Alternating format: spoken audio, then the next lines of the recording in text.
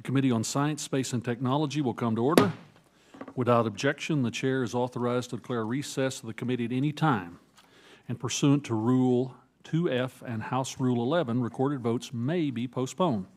Today we meet to consider H.R. 8958, the NASA Reauthorization Act of 2024. I now recognize myself for an opening statement.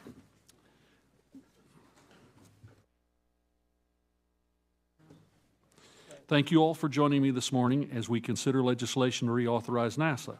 It's been over 7 years since we passed a comprehensive reauthorization of NASA. I think we can all agree that this is far too long for an agency of such importance. We're at a pivotal moment in space exploration. Through the Artemis program, the United States will send astronauts back to the moon for the first time in 50 years. We're making groundbreaking discoveries through our science missions. And as we celebrate all that we've accomplished on the International Space Station over the last 25 years, we're looking forward to the future of low Earth orbit. But we're not the only ones expanding our presence in space. Just last month, China returned rock samples from the far side of the moon. They're pursuing a lunar base on the moon's south pole, and given the Chinese Communist Party's behavior here on Earth, it's not unreasonable to be concerned that they will act in a similar manner in space. We need to do all that we can to ensure that the U.S. remains the leader in space. So it's never been more important to give NASA clear, forward-thinking guidance through a reauthorization. The bill before us today does that by providing thoughtful, strategic direction designed to advance NASA's work across all its mission areas. To begin with, it reaffirms our commitment to human space exploration through Artemis and the Moon to Mars program. It provides continued support for the Artemis programs, directing NASA to work with international and commercial partners to achieve our mission objectives. It also reinforces the need for steady cadence of flights and the use of the Space Launch System and the Orion crew capsule. Recognizing the importance of low Earth orbit economy, the bill facilitates the transition to commercial LEO services. It also ensures that we maximize the productivity of the International Space Station until the end of its life and authorizes NASA to use U.S. providers to safely deorbit the station.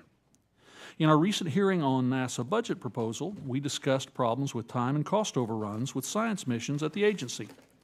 These missions are the source of groundbreaking discoveries that help us understand our place in the universe and improve life here at home.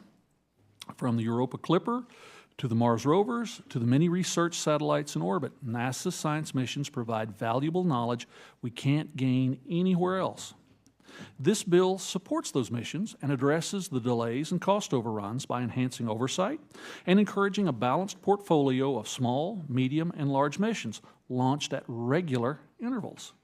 It directs NASA to improve efficiency and expand partnerships with private industry, whether that's by acquiring commercial satellite data or continuing the Commercial Lunar Payload Services Program, commonly known as CLPS. And it supports ongoing and future missions by directing continued support for the Nancy Grace Roman Space Telescope, the Great Observatories Project, and the Mars Sample Return. NASA is a leader in aeronautics research, from unmanned aerial systems to supersonic air travel and hypersonic systems. This bill supports their work to improve the safety and the efficiency of aviation through transformative aeronautics technology. It encourages experimental aircraft development and empowers next-generation aeronautics technologies. The bill also promotes space technology development, which is a fast-growing sector. Advances in space technology translate directly to advances in technology here on Earth, where we enjoy the benefits of this innovation. It's critical that we maintain our competitiveness in space technology, both to drive economic growth and to ensure our leadership in space. While there are many more details in the legislation, this is the overarching framework with support for exploration, science, and technology. All told, what we have before us today is a comprehensive bill that gives NASA the direction necessary to maintain U.S. leadership in space. This legislation is the product of months of bipartisan work. Ranking Member Lofgren and her staff have worked diligently with us to create a thoughtful bill that addresses our shared priorities. And I'm grateful for that partnership and for all the effort that went into crafting this legislation. I understand that we have a number of amendments before us, and I look forward to considering those and passing an even stronger NASA authorization bill today. The chair now turns to the ranking member for her opening statement. Well, thank you, Mr. Chairman, and I'm happy to join you as an original co-sponsor of the NASA Reauthorization Act of 2024. Today, the Science Committee affirms America's commitment to space exploration, Earth and space science, aeronautics, innovation, education, as well as inspiration. Through NASA's triumphs dating back to the agency's establishment by this committee in 1958, our nation has demonstrated to the world our preeminence in science and technology. I'm pleased that we're able to maintain this committee's long history of bipartisanship when it comes to supporting NASA and supporting our nation's science and technology enterprise more generally. While we are not in the majority, this is probably not the exact bill we would have introduced. Much like the space enterprise itself, through collaboration, hard work, good measure of patience on both sides, we have achieved good legislative results that we can support. Our nation's investment in civil space has and will continue to contribute significantly to innovation and economic prosperity here and on Earth. We can point to countless technology spin-offs from the space program that benefit the lives of Americans every day. But many of the dividends that NASA pays are intrinsic and immeasurable. NASA's science and human spaceflight missions have inspired generations of Americans, reaching every corner of the nation. Their outreach and STEM programming have set countless young people on a path to a degree and career in STEM. Importantly, this legislation fully supports NASA's STEM education portfolio, including authorizing appropriations to include the Minority University Research and Education Project. This should be a clear message to our colleagues on the Appropriations Committee that we will not shortchange the next generation and throttle our diverse research and aerospace workforce. The science that NASA undertakes also has very tangible benefits. For example, NASA's Earth science satellites and research are critical to understanding and responding to global climate change. Through this legislation, we will improve our ability to detect large methane emission events and monitor greenhouse gases. Close to home for me, the NASA Ames Research Center does important work to improve aerial responses to wildfires, including by developing and testing drone technology and aerial operations for wildland fire response. And this bill contains provisions that support all of this ongoing work. NASA continues to support ever more compelling and complex telescopes and robotic missions. This legislation directs NASA to responsibly pursue a Mars sample return program in a manner that sustains scientific leadership, maintains robotic landing and operations capability, preserves expertise while maintaining a balanced planetary science portfolio. The legislation also directs NASA to continue operation of the Chandra X-ray Observatory at least until it completes a senior-level review. This great observatory gives us the ability to study the structure and evolution of the universe, and it's essential that any decision about its future are made with community input through the independent reviews of operating astrophysics missions. As the cadence of space activities increases, our mission must always prioritize safety, and I'm pleased that this bill contains important provisions regarding spacesuit safety and also deorbit capabilities to prepare for the safe deorbit of the International Space Station at the end of its operational life. I appreciate the constructive input of the space and aerospace community and NASA as this bill came together. I thank Chairman Lucas and Babin and their staff for their hard work, cooperation, and consideration of our recommendations, and I want to give special thanks to Ranking Member Sorensen for his leadership on the Space and Aeronautics Subcommittee, and my space policy staff, Pam Whitney and Ashley Wilkins, for their expertise and their hard work, and I yield back the balance of my time. Gentlelady yields back. These gentlelady's comments are well noted and thankfully very appropriate for the occasion. With that, other members are invited to submit opening statements for the record. Pursuant to notice, I now call up H.R. 9858, the NASA Reauthorization Act of 2024. The clerk will report the bill. H.R. 8958 to reauthorize the National Aeronautics and Space Administration and for other purposes. Without objection, the bill is considered as read and open for amendment at any point. Does any member wish to be recognized to speak on the underlying bill?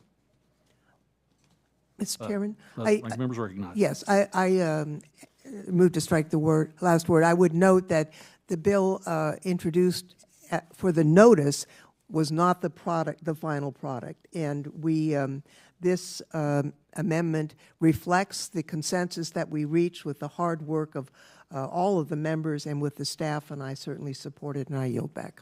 Gentlelady yields back. If there's no, the gentleman from Texas is recognized. Thank you, Mr. Chairman.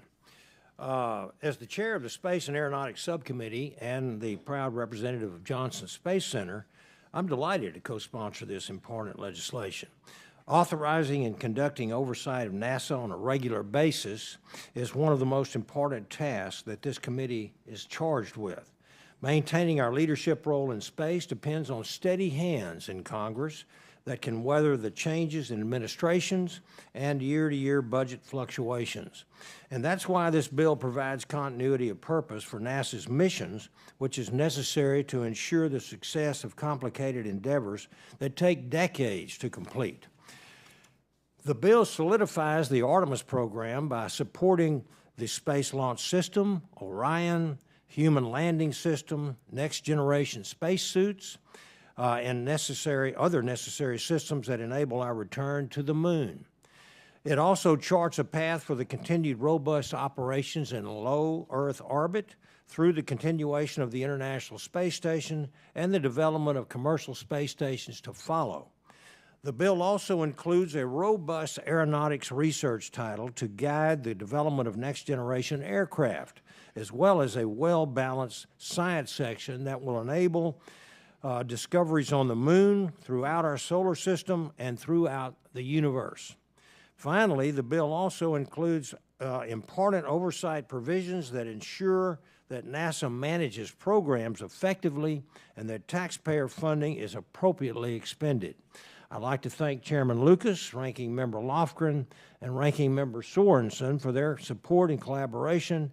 I'd also like to thank the diligent majority and minority staffs who worked tirelessly to come together to this bipartisan agreement. So with that, Mr. Chairman, I yield back. Gentleman yields back. Does the gentleman, Mr. Sorensen, wish to be recognized? Yes, Mr. Chairman, I move to start. Nice, 5 minutes. I'm the proud son of an aerospace engineer, a scientist, and a meteorologist. As a ranking member of the Space and Aeronautics Subcommittee, with my friend Congressman Babin from Texas, I'm pleased to co-lead the NASA Reauthorization Act of 2024. This bill supports the men and women who work at NASA and is another example of bipartisan collaboration within this wonderful committee. NASA's aeronautics, science, human exploration, and space technology programs continue to demonstrate our nation's leadership in science and technology. NASA's multi-mission portfolio is a beacon of inspiration and hope. We need more of that here. Their work includes sending humans to the International Space Station, sending probes that explore planetary surfaces, and telescopes that study the evolution of our universe. I'm pleased that this reauthorization builds on the work done in the NASA Authorization Act of 2022 to advance Artemis efforts under the Moon to Mars program. The bill also maintains United States research and development in low Earth orbit, advances scientific discovery, and supports innovative technology and research for aviation and so much more. The work that NASA does is tremendously important for humanity, with implications far beyond the scientific community. I often say that without technology, without putting a man on the moon in 1969, we would not have these supercomputers in our hands every day. That's why it's important that we in Congress ensure that NASA's research and development provides benefits to Americans across our nation, such as the agricultural communities in my district in central and northwestern Illinois. The NASA Reauthorization Act of 2024 ensures that NASA's Earth science data are disseminated and leveraged to support agriculture decision makers. Additionally, I'm proud to see that my bill, the NASA Streamlining Partnerships in Research for Education for Engineering and Science Act, or quite simply the NASA SPREES Act, is included in the legislation that we consider today. The NASA SPREES Act will streamline interagency collaboration and help advance the missions of our various science agencies. I'm delighted to see it included in the NASA Reauthorization Act of 2024. In closing, this bill continues the committee's long history of bipartisanship on NASA and our civil space program. I have no doubt that our bipartisan work here this morning is of vital importance to NASA, its continued leadership today, well into the future. Thank you, and I yield back the balance. Gentleman yields back. I believe there's a recognition request from the gentlelady from Virginia, Ms. McClellan. Is that correct? Yes, thank you, Mr. Chairman. Recognized for 5 minutes. Thank you, Mr. Chairman and Ranking Member Lofgren, for your work on this bipartisan NASA authorization package. As you know, Virginia has a very special relationship with NASA as the birthplace of manned spaceflight at Langley. And I want to also express my appreciation for the inclusion in this bill of the advanced capabilities for emergency response to operations, or the ACERO Act.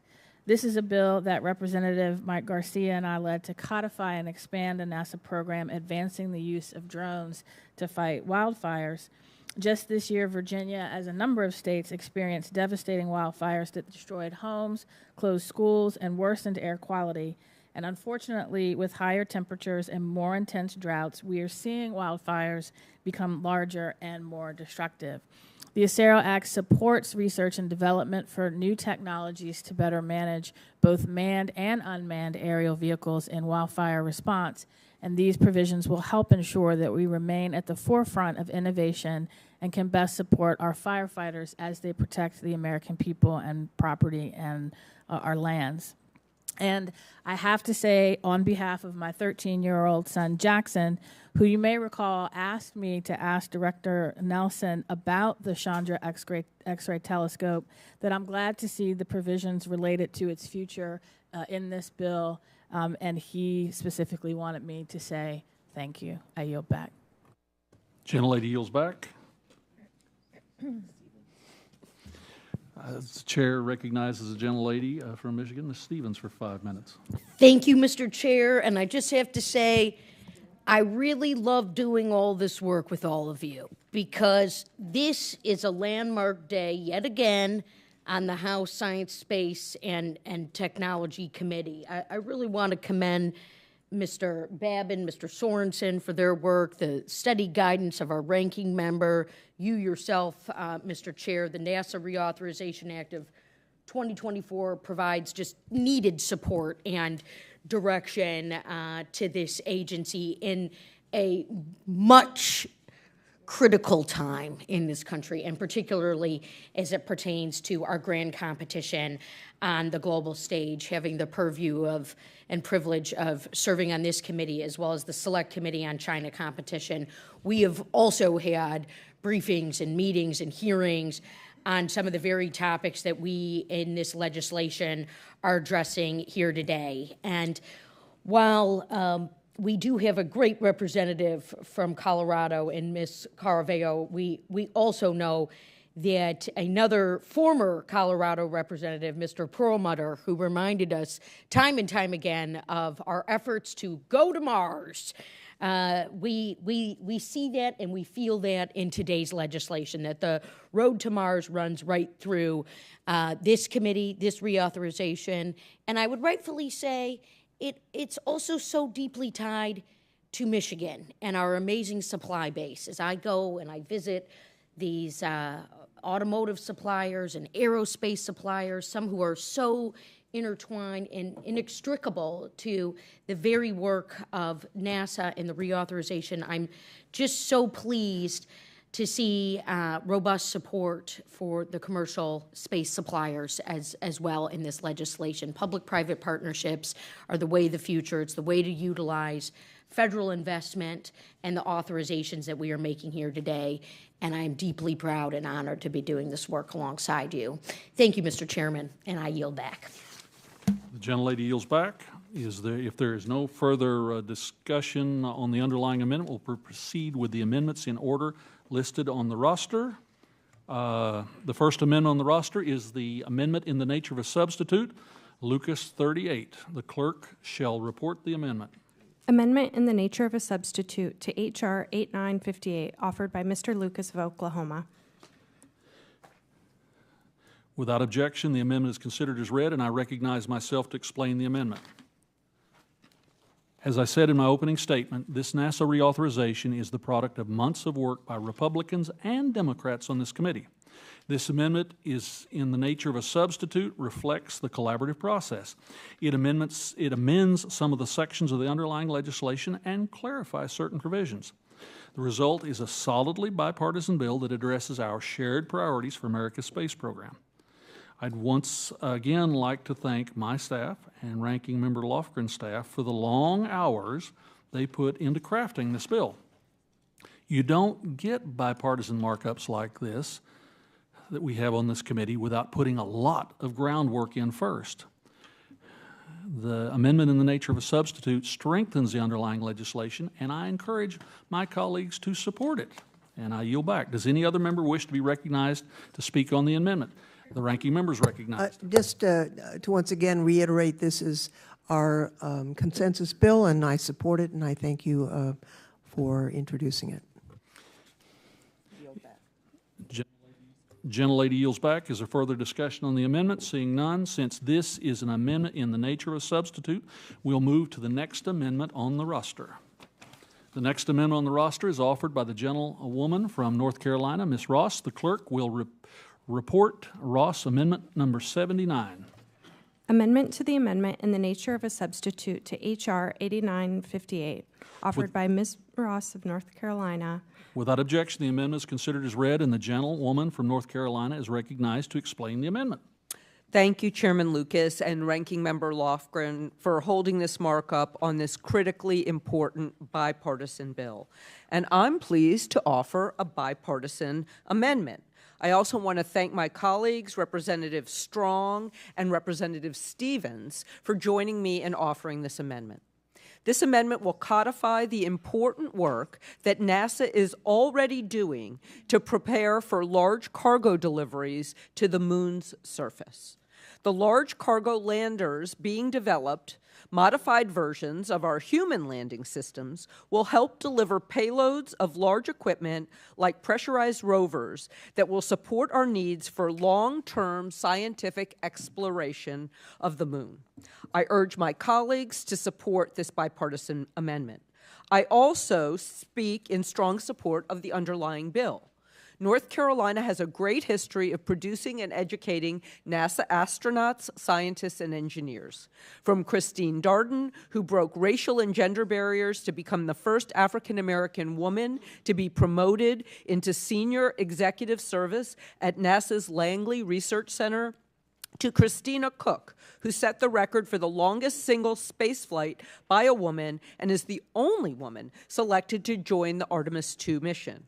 Artemis II is a critical mission that will help the United States establish a long-term presence on the moon and demonstrate our capabilities needed for deep space exploration. In my district, North Carolina State University has partnered with NASA through the Space Grant Program to equip the space workforce of the future. I also strongly support the restoration of funding to the Minority University Research and Education Project under the NASA authorization bill. This funding is critical to help underrepresented and underserved students enter and thrive the STEM workforce, and it has contributed to building the next generation of scientists, engineers, and astronauts.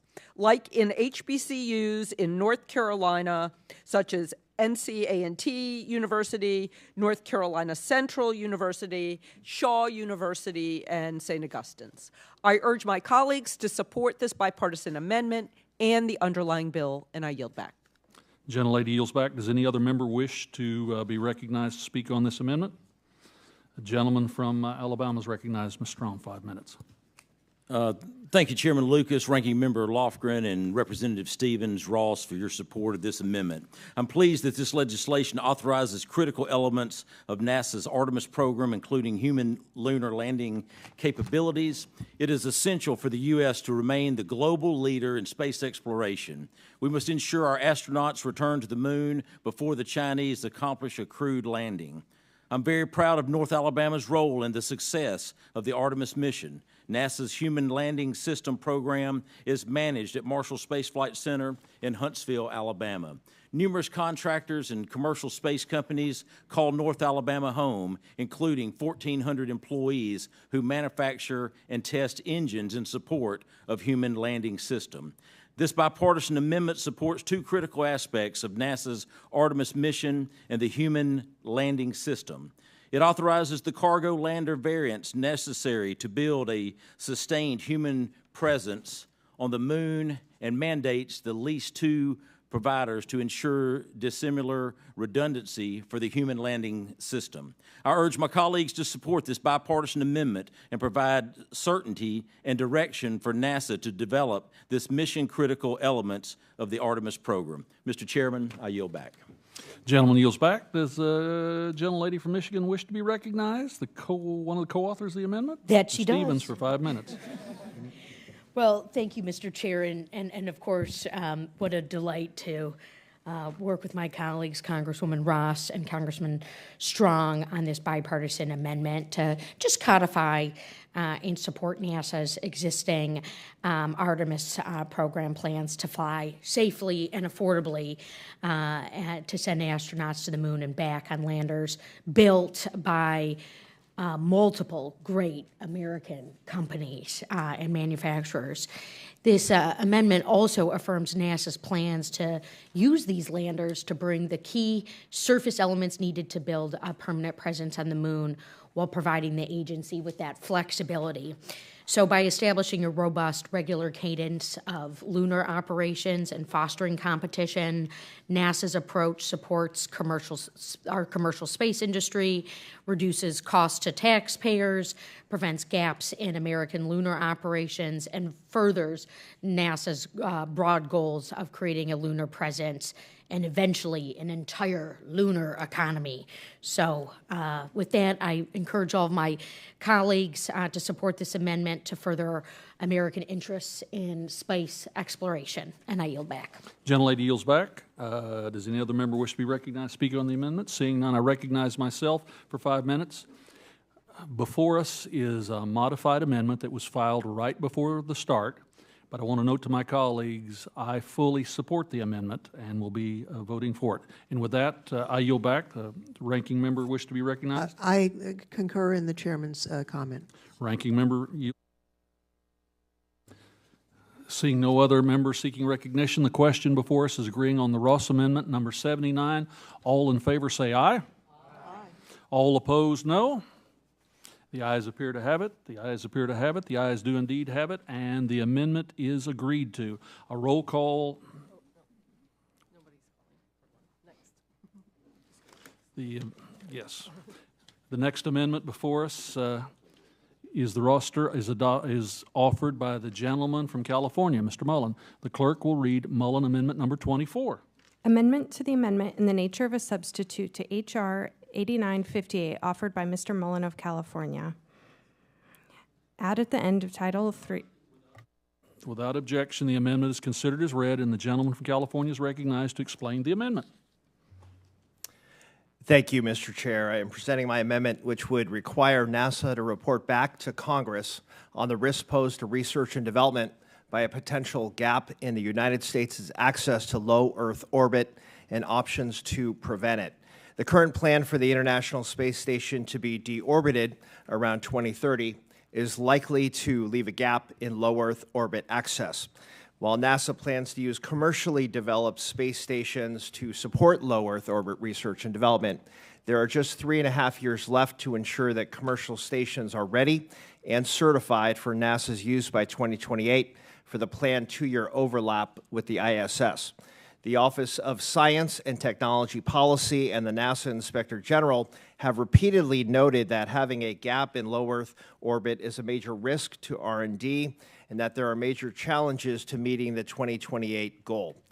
Following the retirement of the Space Shuttle program in 2011, there was a 9-year gap in the United States' ability to get to orbit independently. It was not until 2020 that NASA's first commercial spaceflight partner was able to successfully launch a crewed mission into space. NASA's second commercial spaceflight partner, meant as a critical redundancy, did not launch a crewed mission until last month. This only underscores how much time it really takes to develop and deploy technology for space. So given this reality, I'm particularly concerned about the risk of losing access to low Earth orbit for science and technology research and development.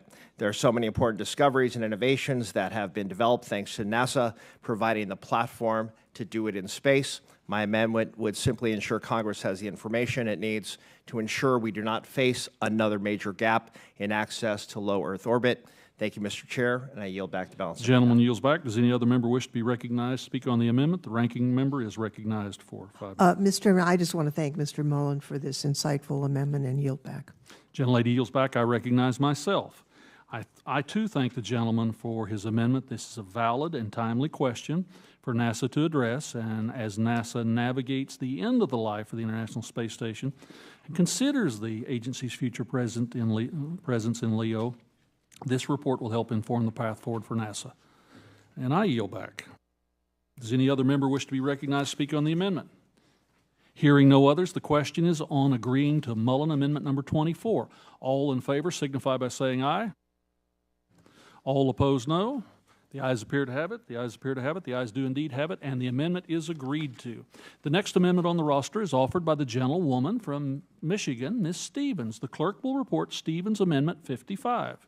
Amendment to the amendment in the nature of a substitute to H.R. 8958, offered by Ms. Stevens of Michigan. Without objection, the amendment is considered as read, and the gentlewoman from Michigan is recognized to explain the amendment.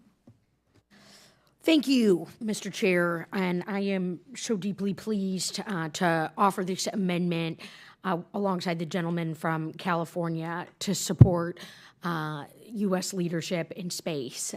The internal space station, our International Space Station is the core of U.S. leadership in low Earth orbit, LEO, enabling breakthroughs in science and human exploration, and is the foundation and a model for America's intergovernmental partnerships in the human exploration endeavors of space.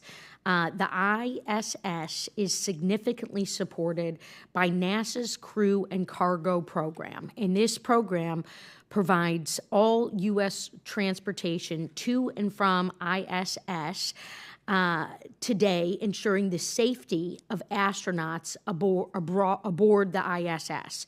But moreover, the Crew and Cargo program is needed to support the broader development of a LEO ecosystem in the future. Therefore, this bipartisan amendment directs NASA to maintain the current flight cadence to the ISS under the Crew and Cargo program to support the health and safety of the ISS and our astronauts and the full utilization of this historic structure. In doing this minor amendment, just maintaining our current status quo, our current standards, we not only ensure that America continues to have a robust presence in low Earth orbit, but also we ensure sustained support of the American success story that is our space industry, including the many commercial suppliers that call Oakland County and Michigan home. So as we look at safety, as we look at standards, and we look at making clear the intent of Congress, that is why I've put forward this amendment. This also guides those who are moving alongside NASA, but in the private sector, to adhere to clear standards and goals. So with that, Mr. Chair and Ms. Ranking Member, I urge my colleagues to support this amendment, and I yield back. Gentlelady yields back. Does any other member wish to be recognized on this amendment?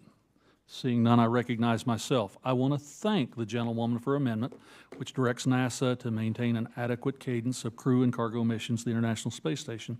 And I'd also like to thank Congressman Issa for his work on this language, too. And with that, I am supportive, and I yield back.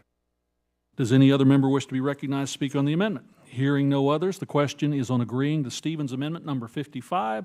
All in favor signify by saying aye. All those opposed, no.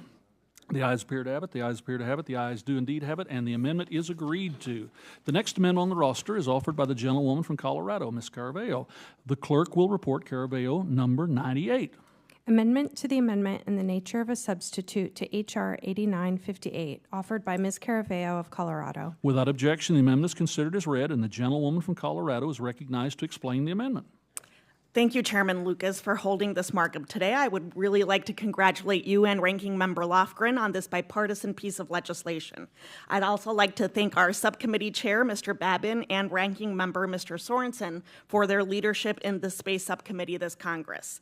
Now, before I get to my amendment, I would be remiss if I did not also acknowledge the inclusion of my bill, the Space Resources Institute Act, in this reauthorization. Thank you again for the committee leadership for including this bill, which is an acknowledgement of how important it is. Not only is establishing a Space Resources Institute a priority for allowing us to learn more about in situ resource utilization, but it's also vital in ensuring that we stay ahead of our global competitors. And I know Mr. Posey has an amendment later that is really just going to improve on that language. So I thank him for his input. And the last thing I'll say on this topic is that this is the third time that this bill will now be passed out of this committee in Congress, twice in a larger package, and third as a standalone. So I'm hoping that the third time is a charm, and look forward to continuing to work with the committee to bring this bill to the floor one way or another. Now, on to my amendment, which is also going to be familiar to the committee. Colorado, as we all know, is leading the way when it comes to space, and our spaceport is a key piece of that success. Spaceports across the country are hubs for space innovation, but many need to address the infrastructure needs to build their capacity. My amendment would reauthorize and modernize the FAA's Space Transportation Infrastructure Matching Grant Program. This will give spaceports another avenue to develop their infrastructure with a program similar to the Airport Improvement Program. While I am encouraged by some of the ongoing conversations that have occurred around this provision since it was last offered in November, I am still intending to withdraw the amendment. There is still work to be done, and I would ask the chairman to continue working with me to improve this language. With that, I withdraw my amendment and I yield back. Gentlelady yields back. The gentlelady withdraws her amendment, and let me give my assurances that yes, indeed, we will continue to work together on this important endeavor. With that, the next amendment on the roster is offered by the gentlewoman from Pennsylvania, Ms. Lee. The clerk will read Lee Amendment number 62. Amendment to the amendment in the nature of a substitute to H.R. 8958, offered by Ms. Lee of Pennsylvania. Without objection, the amendment is considered as read, and the gentlewoman from Pennsylvania is recognized to explain the amendment. Thank you, Mr. Chairman. Orbital debris is a growing issue that poses significant risk to our space missions, the safety of our astronauts, and the long-term sustainability of space activities. The growing amount of this space junk is in our atmosphere, and it can cause serious damage to satellites, to spacecraft, and it disrupts vital services we all rely on, such as telecommunications, GPS, and weather forecasting. That's why I'm offering my amendment today that reaffirms the importance of NASA's efforts to better understand and to mitigate the hazards posed by orbital debris. Ensuring that space exploration prioritizes mitigating the hazards of orbital debris and emphasizes sustainability is crucial for the long-term viability of our space exploration activities. So I urge my colleagues to support this amendment as a crucial step towards a safer and more sustainable future in space exploration, and I thank you and I yield back. Does the gentlelady yields back? Does any other member wish to be recognized to speak on the amendment? Seeing none, I recognize myself for 5 minutes. I want to thank the gentlewoman from Pennsylvania. The research directed by this amendment will advance our understanding of orbital debris and improve on-orbit safety. And I support it, and therefore I yield back.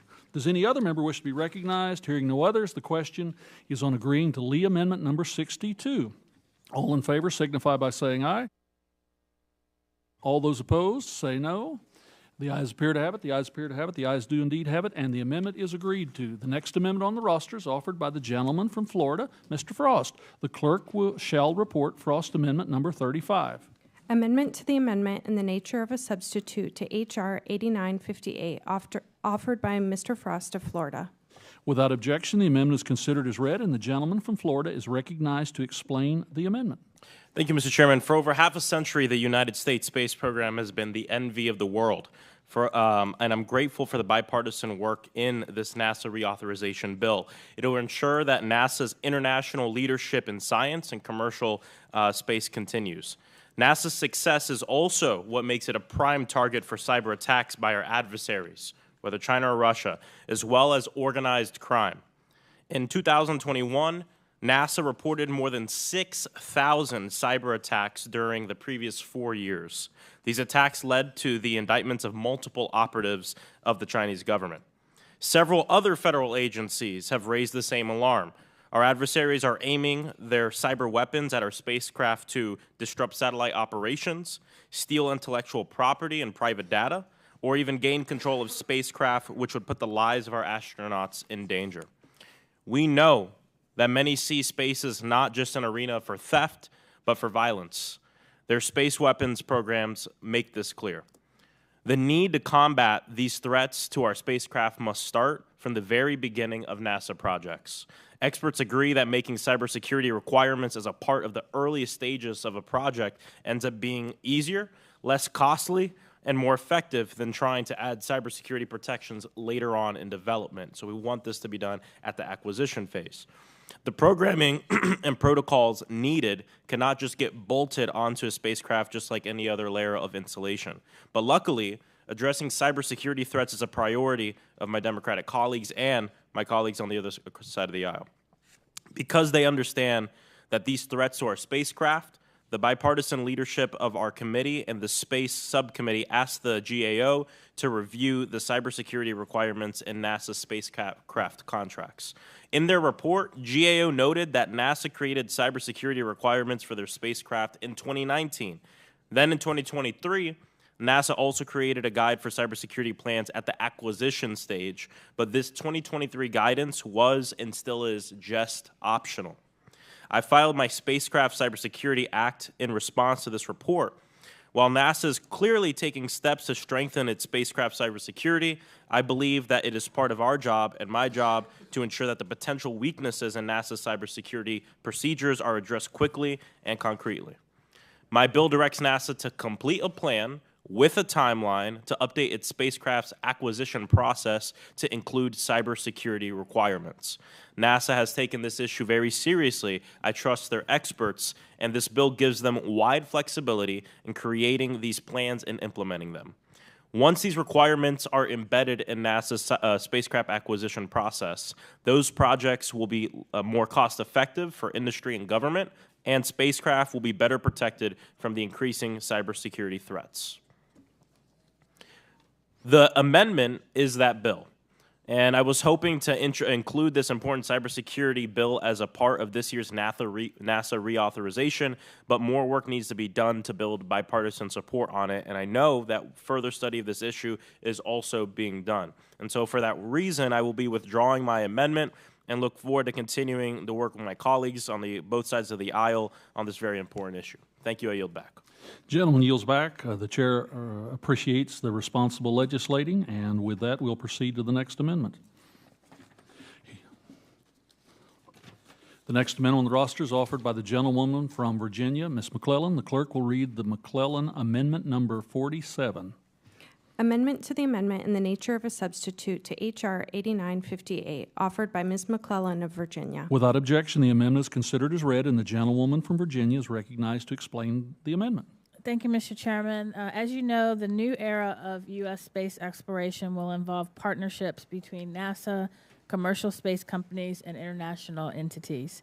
And these partnerships will require careful coordination to ensure safe operations as we establish a sustained lunar presence.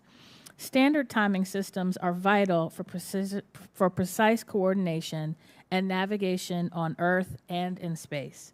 And while we synchronize timing on Earth using the Coordinated Universal Time, or UTC, the Moon and other celestial bodies need their own timing standard due to the differences in gravity, distance from Earth, and other factors. Specifically, to someone on the Moon, UTC will appear to lag by about 58 microseconds each day. And while that might not seem like a lot, the timing discrepancy can present significant challenges for precision navigation, space situational awareness, scientific research, and other operations.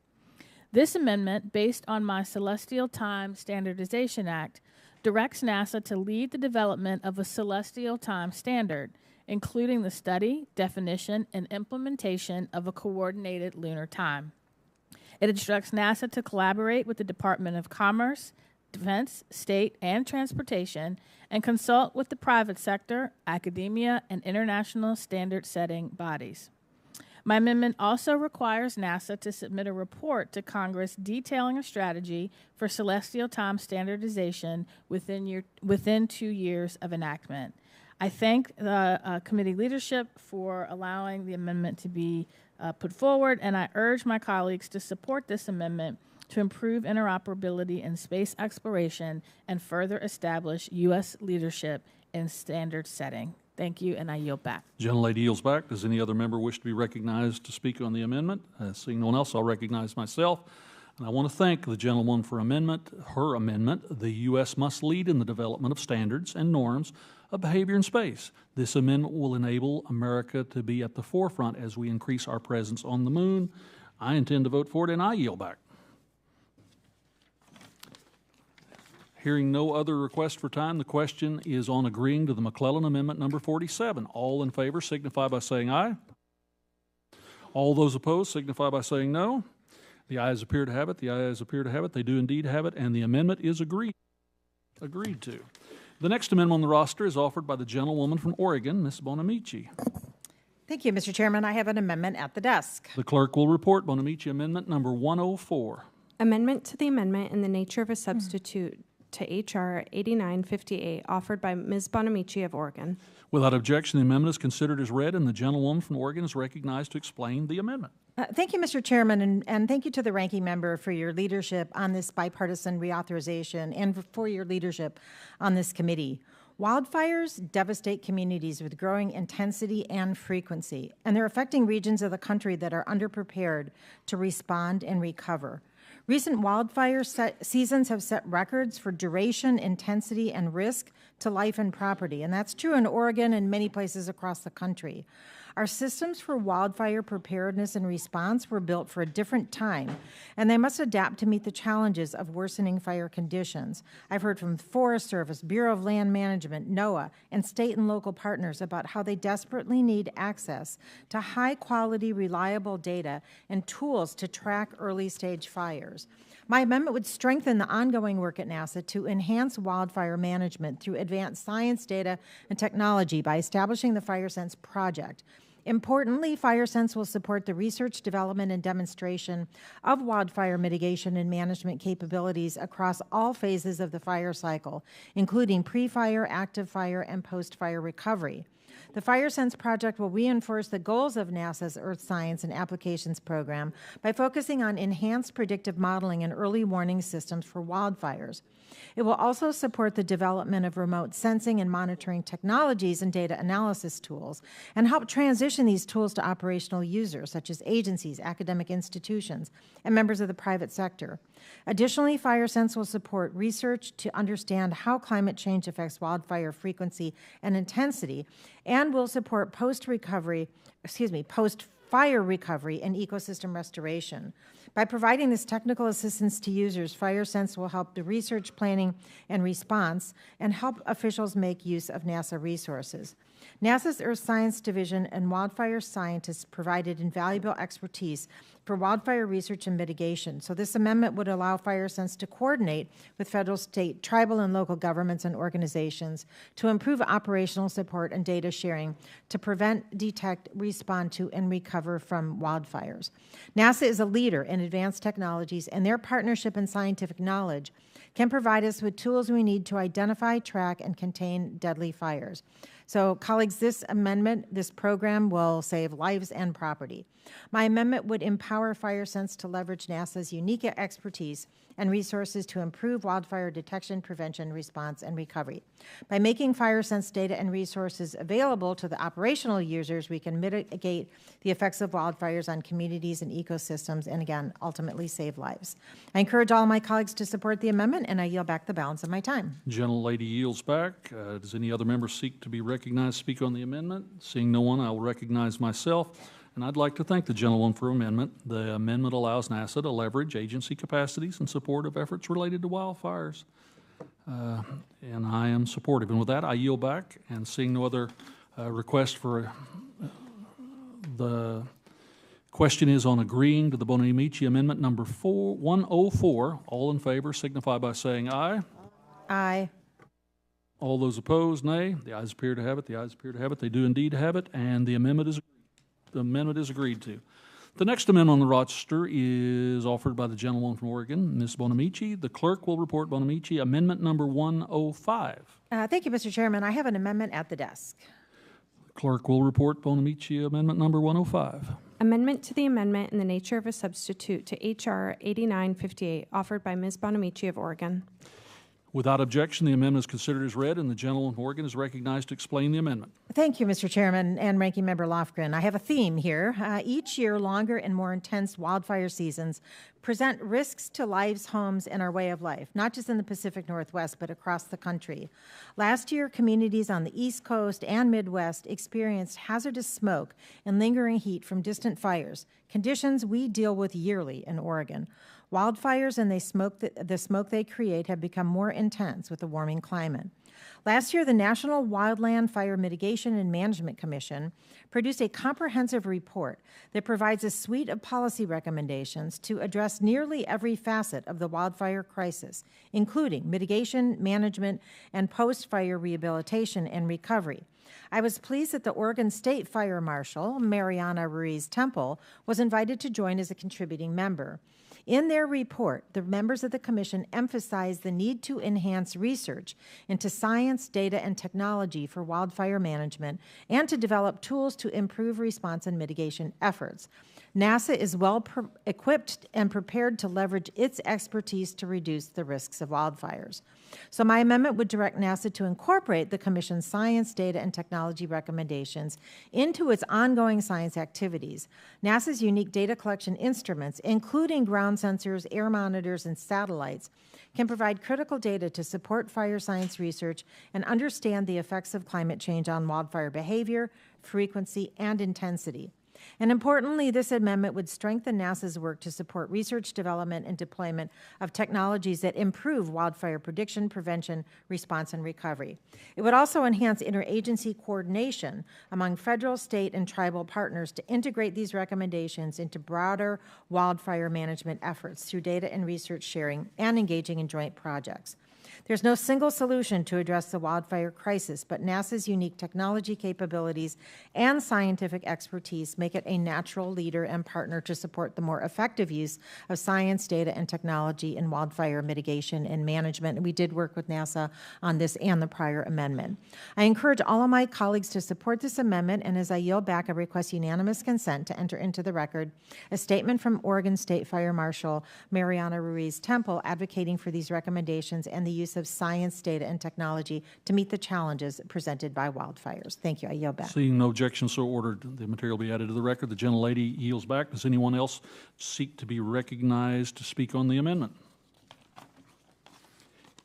I recognize myself simply to say that I am supportive of Bonamici 105, and thank you for your efforts, colleague.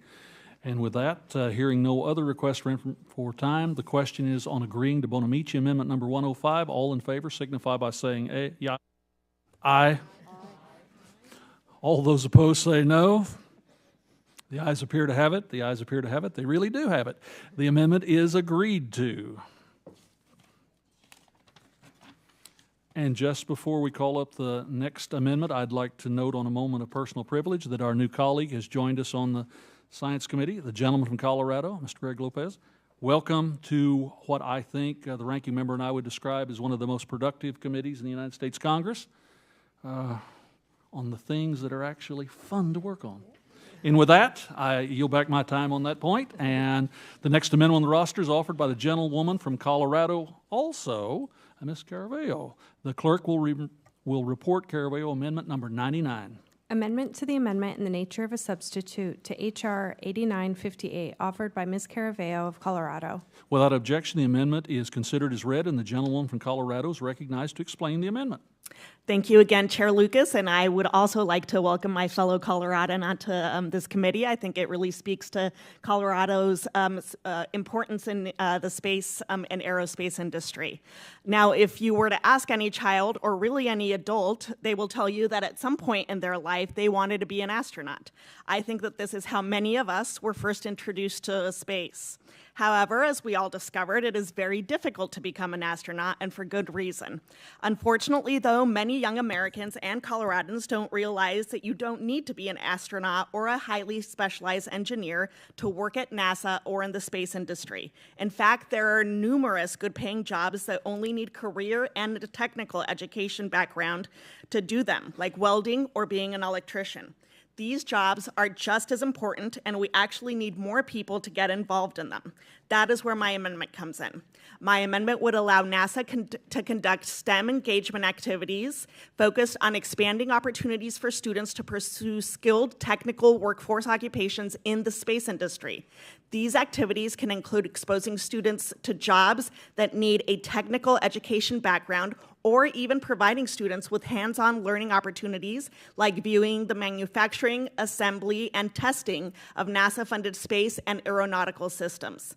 The key to this program will be ensuring we expose not just students at four-year colleges to these jobs, but also high school students, community college students, vocational students, and more. I know many young Coloradans in my district who would be interested in knowing more about these opportunities because of how important space is for the future of our state. I also want to acknowledge the work of the National Space Council on this topic and see this as ensuring that NASA makes this a core mission for the future. To close, I would encourage my colleagues to support this amendment to ensure your young constituents know they don't just have to be an astronaut to work at NASA or in the space sector. Thank you so much, and I yield back. Gentlelady yields back. Does any other member wish to be recognized to speak on the amendment? Seeing none, I recognize myself. A robust, skilled technical workforce is foundational to NASA's success. I support this amendment to expand those opportunities to students. And with that, I yield back. Hearing no other requests for time, the question is on agreeing to the Caravello Amendment number 99. All in favor signify by saying aye. All those opposed, nay. The ayes appear to have it. The ayes appear to have it. They do indeed have it, and the amendment is agreed to. The next amendment on the roster is offered by the gentlewoman from Pennsylvania, Mrs. Lee. The clerk will report Lee Amendment number 64. Amendment to the amendment in the nature of a substitute to H.R. 8958, offered by Ms. Lee of Pennsylvania. Without objection, the amendment is considered as read, and the gentlewoman from Pennsylvania is recognized to explain the amendment. Thank you, Mr. Chairman. Providing greater pathways for students to access quality STEM education is critical to diversifying our STEM workforce. It's particularly important that we focus on increasing access for underserved and rural students who often face significant barriers to participating in early STEM education. These students frequently lack the resources, the mentorship, and opportunities that their peers in more affluent areas enjoy. My amendment would encourage NASA to consider how leveraging partnerships with local education agencies in K-12 STEM education, especially those in underserved and rural areas, could be beneficial to the Space Grant Fellowship Program and the overall mission of NASA. These partnerships can provide students with hands-on learning experiences, mentorship from STEM professionals, and exposure to cutting-edge research and technologies. By doing so, we can inspire the next generation of scientists, engineers, and astronauts, ensuring that the future of space exploration is more diverse and inclusive. I encourage my colleagues to support my amendment, and I yield back. Gentlelady yields back. Does any other member wish to be recognized to speak on the amendment? Seeing none, I recognize myself. I thank the gentlewoman for her amendment that adds the benefits of partnerships in local education agencies. It's a good piece of legislative work, and I intend to support it myself. And with that, I yield back. And hearing no other requests for time, the question is on agreeing to the Lee Amendment number 64. All in favor signify by saying aye. All those opposed signify by saying nay. The ayes appear to have it. The ayes appear to have it. They do indeed have it, and the amendment is agreed to. The next amendment on the roster is offered by the gentleman from Florida, Mr. Posey. The clerk will read the Posey Amendment number 79. Amendment to the amendment in the nature of a substitute to H.R. 8958, offered by Mr. Posey of Florida. Without objection, the amendment is considered as read, and the gentleman from Florida is recognized to explain the amendment. Thank you, Chairman Lucas. The Space Resources Exploration and Utilization title of the Commercial Space Competitive Act of 2015 enabled commercial companies the right to own resources collected in space. We now have American companies using this legislation as the basis for going to the moon and mining resources there. I support Representative Caravello's work to include this Space Resource Institute section. This amendment adds a business and industrial aspect to the set of issues that the Institute would consider, and also addresses the use of space resources on Earth. There are resources on the moon that are useful here on Earth, like helium-3. It's worth about $20 million a kilogram. I offer this amendment as a way to expand this set of issues that the Space Resource Institute could consider, and I yield back. Gentleman yields back. Does any other member wish to be recognized? It would appear the ranking member is recognized for 5 minutes. I want to thank the gentleman from Florida, Mr. Posey, for his amendment. This amendment is a reasonable, modest expansion of the scope of an important section of the bill that Ms. Caravello of Colorado has championed in this Congress. I support the amendment. It's a good one. I thank both Ms. Caravello and Mr. Posey, and yield back. Gentlelady yields back. I recognize myself. I agree with the gentlelady, the ranking member, on that. And with that, I yield back. Hearing no other requests for time, the question is on agreeing to Posey Amendment number 79. All in favor signify by saying aye. Aye. All those opposed, nay. The ayes appear to have it. The ayes appear to have it. The ayes do indeed have it, and the amendment is agreed to. The next amendment on the roster is offered by the gentleman from Florida, Mr. Posey. The clerk will report a Posey amendment, the Posey amendment, number 77. Amendment offered by Mr. Posey of Florida with Ms. Sykes of Ohio. Without objection, the amendment is considered as read, and the gentleman from Florida is recognized to explain the amendment. Thank you again, Chairman Lucas. If you remember during the COVID shutdown, members, we paid businesses that we forced to close down. But on our local Space Center, NASA, while we paid the NASA employees, there was no provision to pay the contractor employees.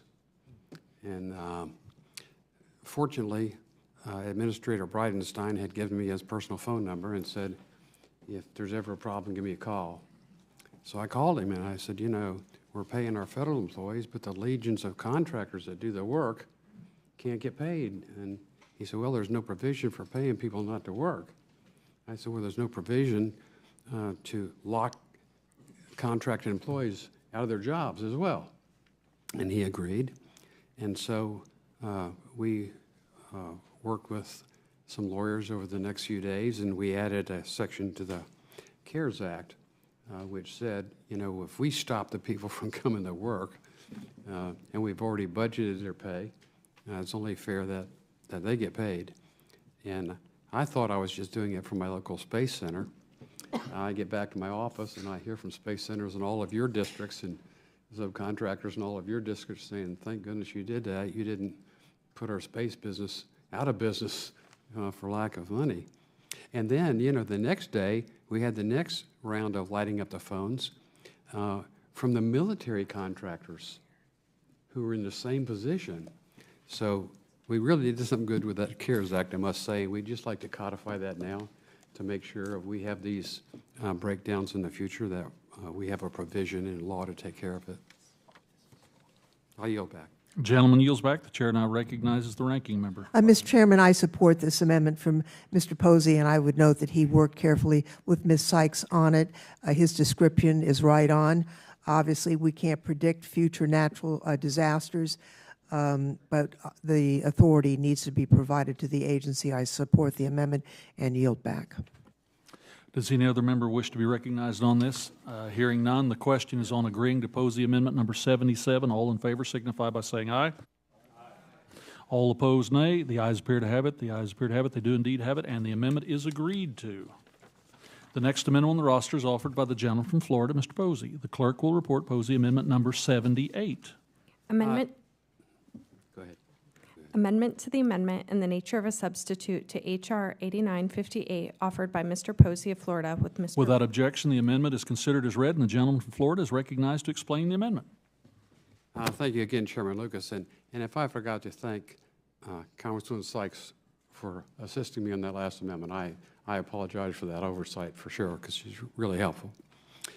This amendment I'm offering with Congressman Frost directs the Government Accountability Office to review and emergency fire services at NASA facilities, including the Kennedy Space Center. With an increase in launch cadences, we need to ensure that lives and property are safe. I'd like to yield to Representative Frost to say a few words in support of this amendment. Thank you, Representative Posey. The rebirth of Florida's Space Coast has been one of the most important recent developments in Central Florida.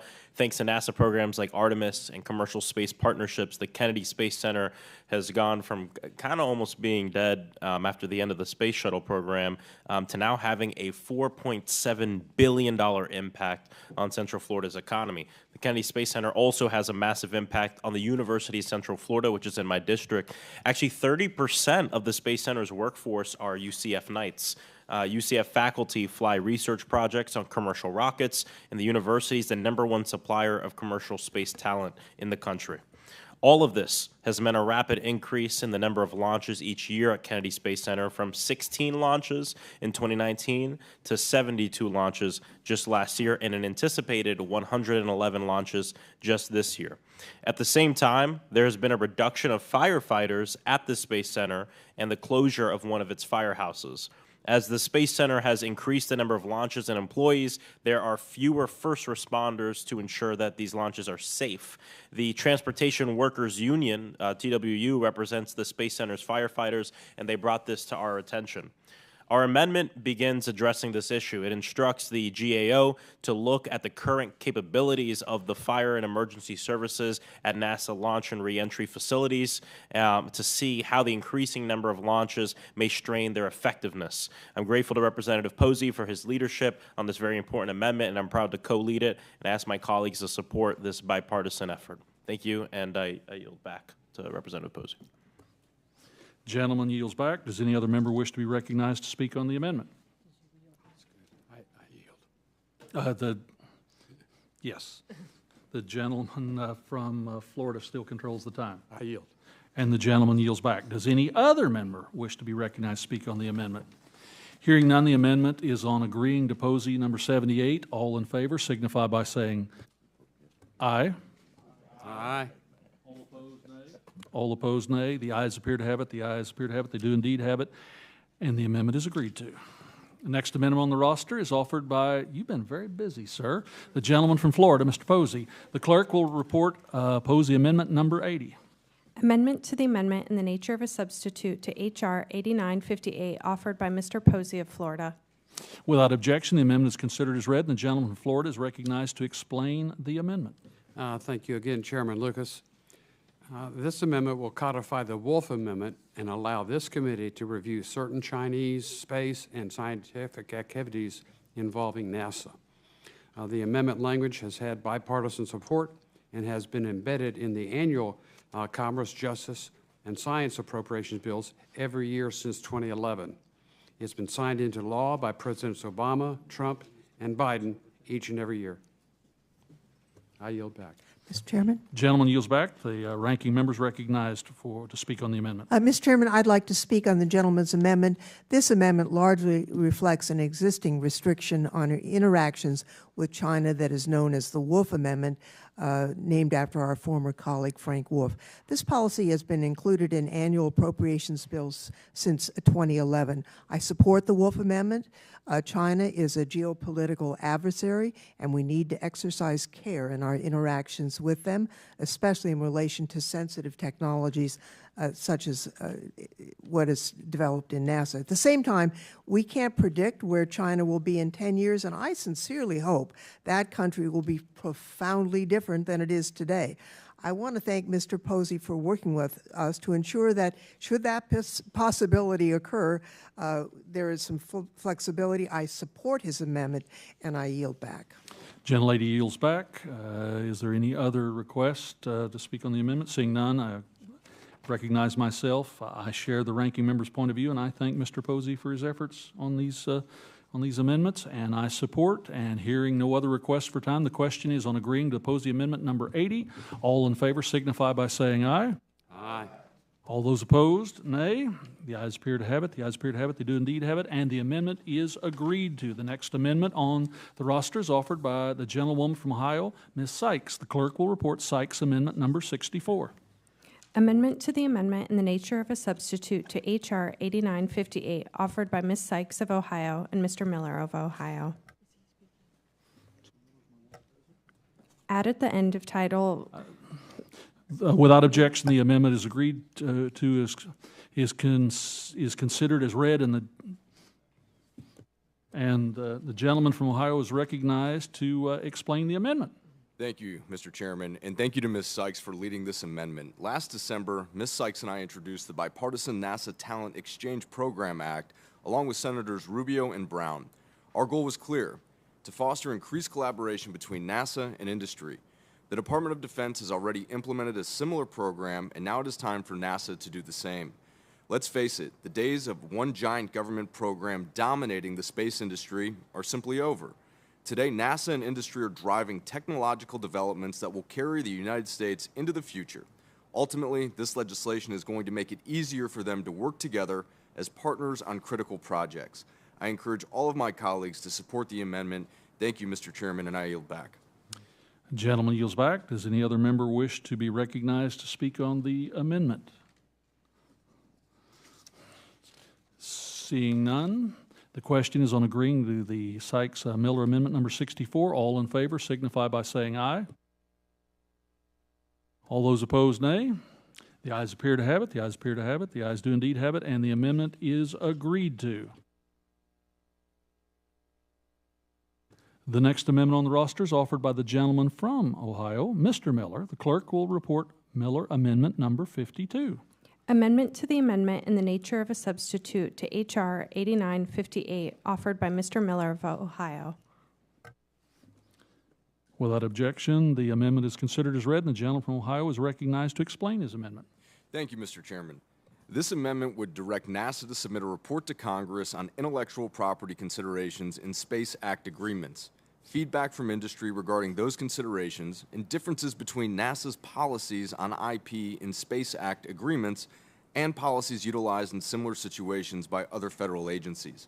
I have heard from industry stakeholders who are concerned that current law might not allow for adequate protection of intellectual property rights due to the extended horizon for the development and commercialization of advanced technologies. I hope that this report will provide us with the necessary information to address these concerns and, if needed, make sure that applicable law sufficiently protects American innovation. Last but not least, I'd like to thank my friend Ms. Sykes for working with me over the past couple of days to get this amendment to a place where we could both support it. I'm grateful for the bipartisan spirit of this committee. I encourage all of my colleagues to support the amendment, and thank you again, Mr. Chairman, and I yield back. Gentleman yields back. Does any other member wish to be recognized to speak on the amendment?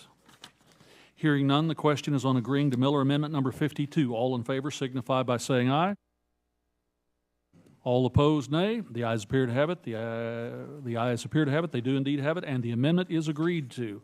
The next amendment on the roster is offered by the gentleman from Illinois, Mr. Sorensen. The clerk shall report Sorensen Amendment number 70. Amendment to the amendment in the nature of a substitute to H.R. 8958, offered by Mr. Sorensen of Illinois. Without objection, the amendment is considered as read, and the gentleman from Illinois is recognized to explain the amendment. Thank you, Chairman Lucas and Ranking Member Lofgren, for this markup. In 1969, the United States and NASA put the first person on the moon. This historical achievement required the work of a bottom-up workforce designed to capture employee expertise at every different level. Every NASA center, with its individual expertise, was involved in the effort, and the outcome was grand. NASA is unique in the space and aeronautics sector. NASA offers the opportunity to serve your country while performing high-level scientific and engineering research. In fact, NASA is consistently ranked as one of the best places to work in the federal government. However, roughly 50% of the NASA workforce is nearing retirement age. An aging workforce runs the risk of retirements leading to the loss of institutional knowledge and scientific expertise. One way that we can combat this is through multi-level mentoring across all levels of the agency. Mentoring provides the opportunity for late career employees to share knowledge and experience that they have gained with lower level and younger employees. Historically, NASA has had some mentoring programs separated by career stage, but these programs have been phased out in recent years. This has led to only a patchwork of mentoring programs. For example, Johnson Space Center, based in Chairman Babin's district in Houston, has a formal mentoring program that runs throughout the year. But in 2023, the NASA Inspector General recommended that the formation of an agency-wide formal mentoring program exist. So my amendment would do just that by requiring the administrator to establish and maintain a comprehensive agency-wide mentoring program that will ensure a robust pipeline for NASA's civil servant workforce and support the preparation of future employees. I urge my colleagues to support this amendment and yield back the balance of my time. Gentleman yields back the balance of his time. Does any other member wish to be recognized to speak on this amendment? Seeing no others, I recognize myself, and I want to thank the gentleman from Illinois. This amendment promotes NASA employee development, which is critically important, and I am supportive. And with that, I yield back. And hearing no other requests for time, the question is agreeing to the Sorensen Amendment number 70. All in favor signify by saying aye. All those opposed, nay. The ayes appear to have it. The ayes appear to have it. They do indeed have it, and the amendment is agreed to. The next amendment on the roster is offered by the gentlewoman from Virginia, Ms. McClellan. The clerk will report McClellan Amendment number 48. Amendment to the amendment in the nature of a substitute to H.R. 8958, offered by Ms. McClellan of Virginia. Without objection, the amendment is considered as read, and the gentlewoman from Virginia is recognized to explain the amendment. Thank you, Mr. Chair. The town of Chincoteague, Virginia, owns and operates several drinking water wells located on NASA's Wallops Flight Facility. These wells have existed since 1957, before NASA acquired the property. In 2017, PFAS was found in 4 of these wells, likely due to NASA's use of firefighting foam in their operations during the late 1970s and 80s. The presence of these forever chemicals is deeply concerning for the health of Chincoteague residents and their environment. Since 2021, NASA has operated a treatment system to remove PFAS from drinking water at an annual cost of at least $750,000. This will have to continue indefinitely unless a more cost-effective and permanent solution is implemented, one that will allow the town to replace the contaminated wells with new wells outside of the Wallops property. My amendment will authorize NASA to enter into an agreement with the town to reimburse costs directly associated with developing a well replacement plan. It also requires NASA to provide this plan, including detailed cost estimates, to Congress within 18 months of enactment. I urge my colleagues to support this common sense amendment that would give the town of Chincoteague an effective and permanent solution for sourcing clean drinking water. Thank you, and I yield back.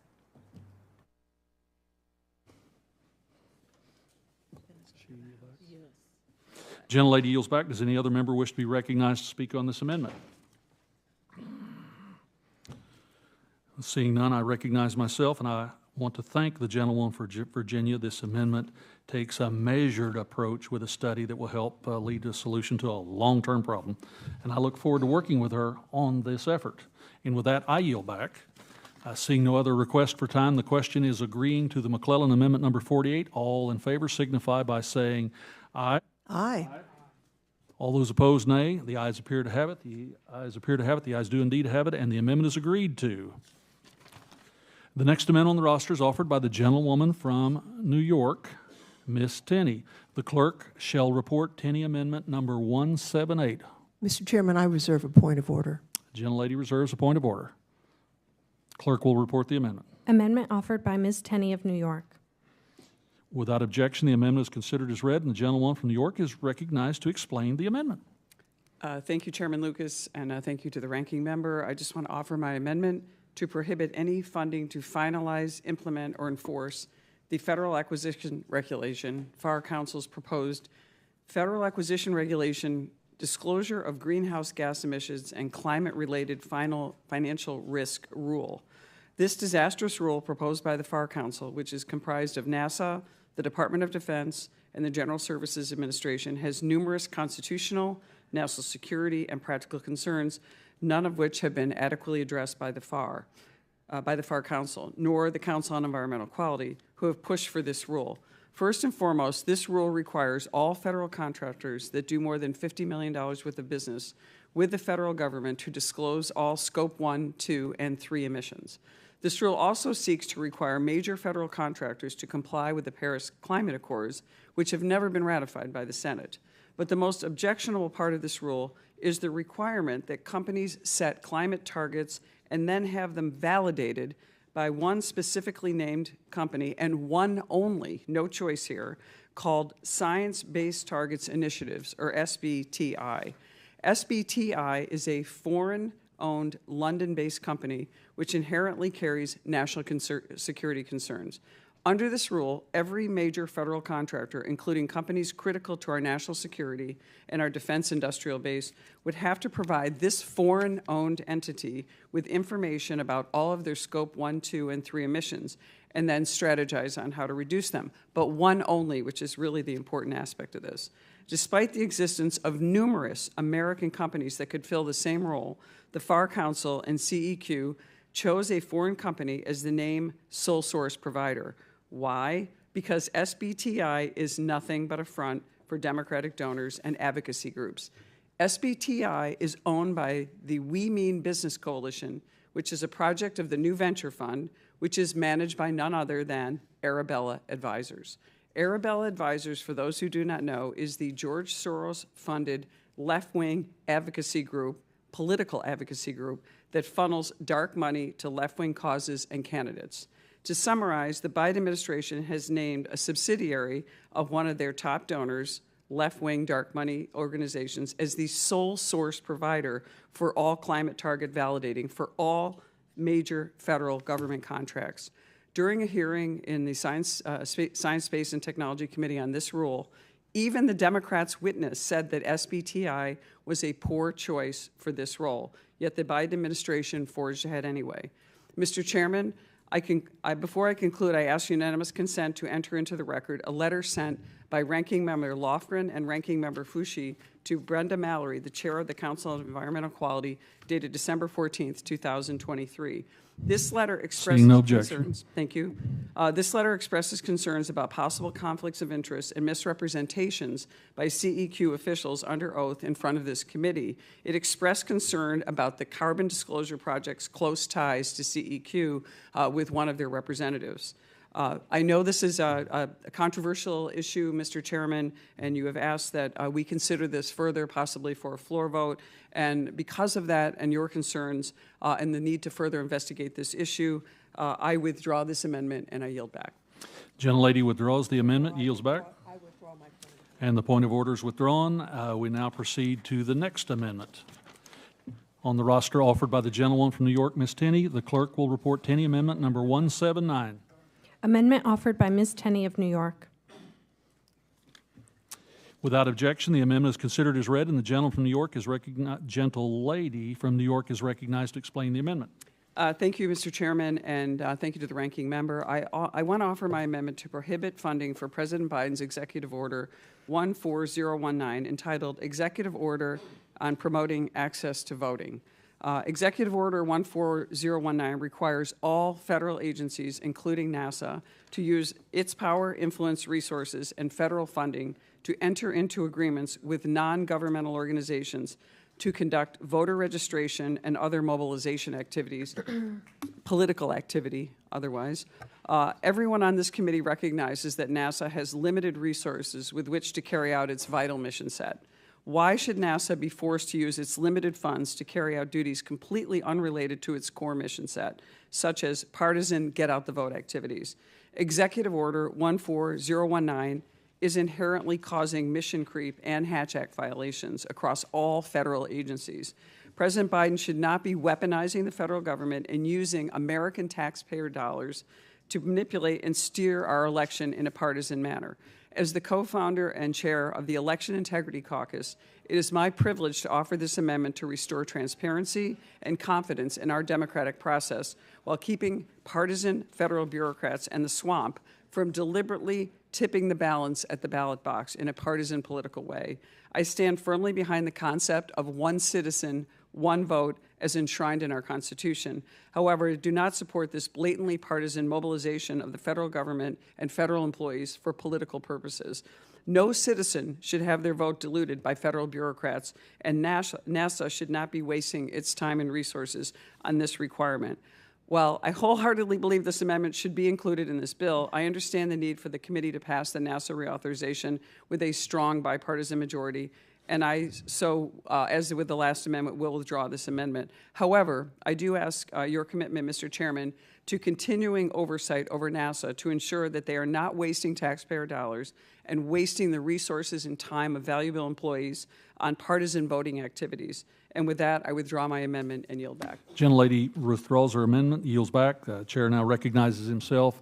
The gentlelady once again raises very important points that the committee needs to focus on. And of course, there are certain matters better addressed on the floor than committee. And with that, the amendment is withdrawn. And we now proceed to the next amendment on the roster offered by the gentleman from New York, Mr. Tonko.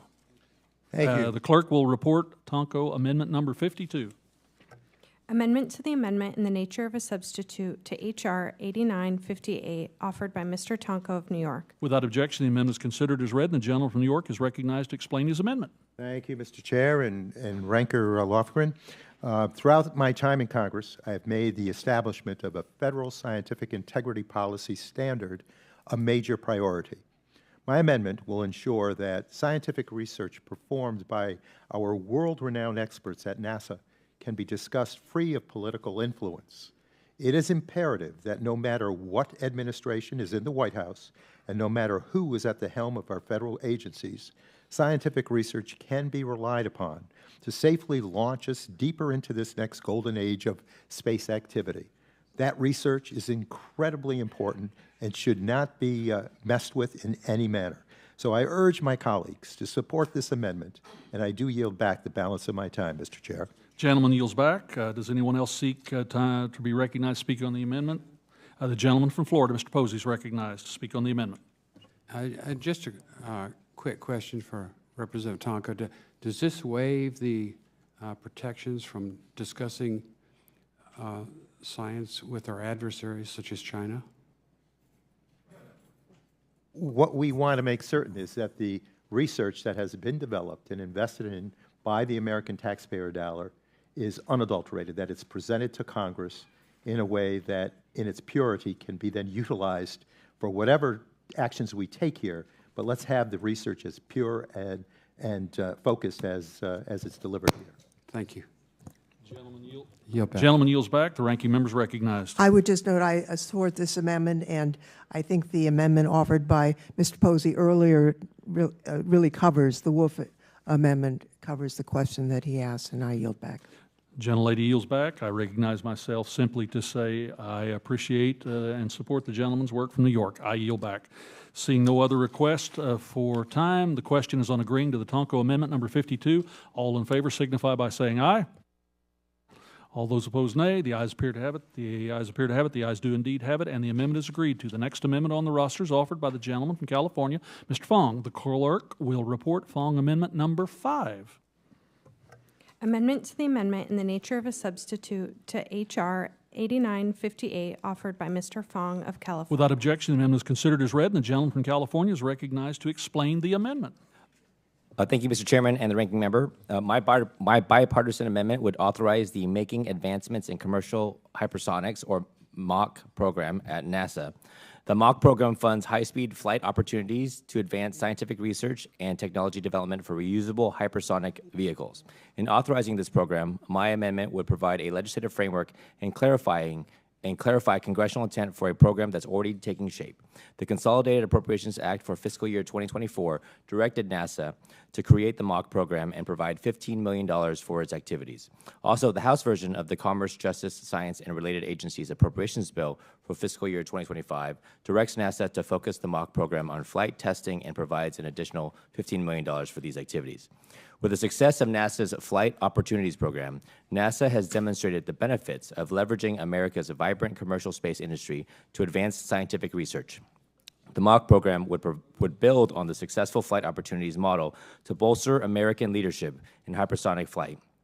By ensuring that NASA has sufficient resources for hypersonic flight tests, NASA can continue to advance critical scientific endeavors while also helping the commercial hypersonic industry rise to meet the challenges of this decade and beyond. I am grateful for my fellow Californian Congressman Mullen's support of my amendment, which underscores the bipartisan importance of hypersonic flight opportunities. Thank you, Mr. Chairman, and I yield back. Mr. Chairman? Gentleman yields back. The gentlelady, the ranking member, wishes to be recognized to speak on the amendment. Thank you, Mr. Chairman, and thank you, Mr. Fong, for this amendment. I'd like to thank you. I know that you're new to our committee. We certainly support this amendment and NASA's effort to collaborate with the commercial hypersonic industry to advance scientific research and technological development in this area. And with that, Mr. Chairman, with thanks to Mr. Fong, I yield back.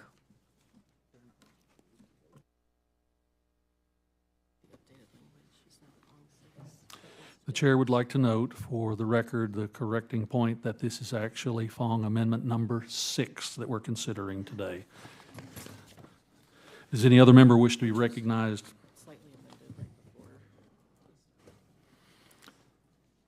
Does anyone else wish to be recognized on this amendment that had a slight adjustment before we took it up?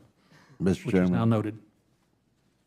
Gentleman from Texas, Mr. Weber's recognized for 5 minutes. Well, thank you for that, Mr. Chairman. Since this is the last amendment, I think I do need to weigh in here. I'm just wondering, with all this money we're spending for NASA, can we get full-size bottles up here? I've noticed that the staff out there has senior high-size bottles, and we have junior high-size bottles. And I'll just, with that, Mr. Chairman, if you need an amendment to that effect, I'd be glad to submit it. I yield back. The gentleman now understands where the power really is in this place. That said, the gentleman yields back. Hearing no other requests for time on the Fong Amendment number 6, all in favor signify by saying aye. All those opposed, nay. The ayes appear to have it. The ayes appear to have it. The ayes do indeed have it, and the amendment is agreed to.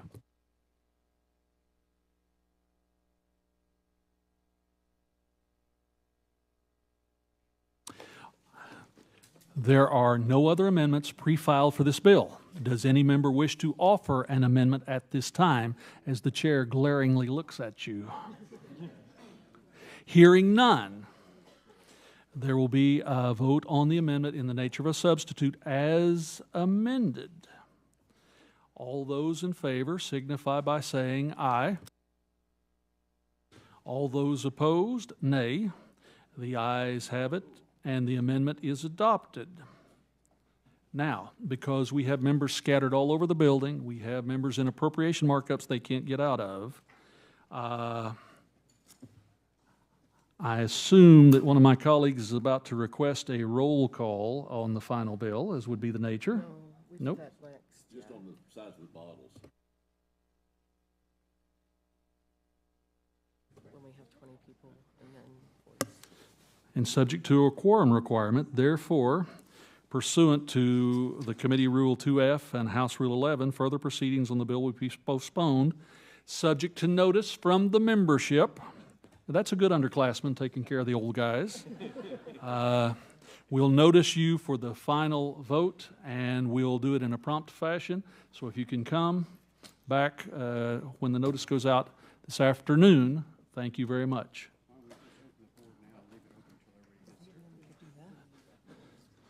With that, the committee is in recess.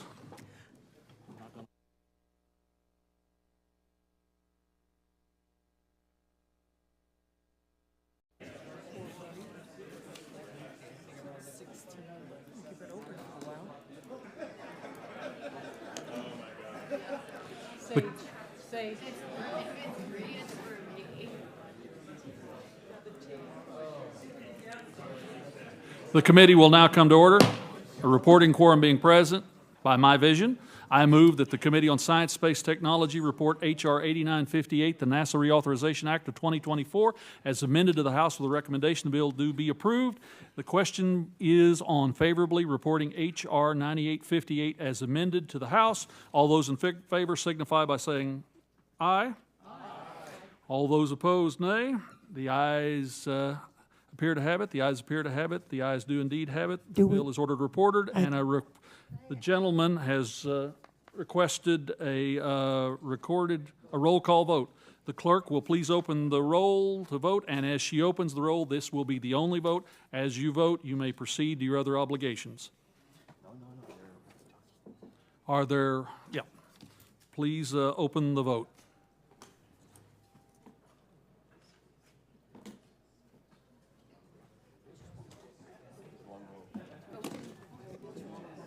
I don't.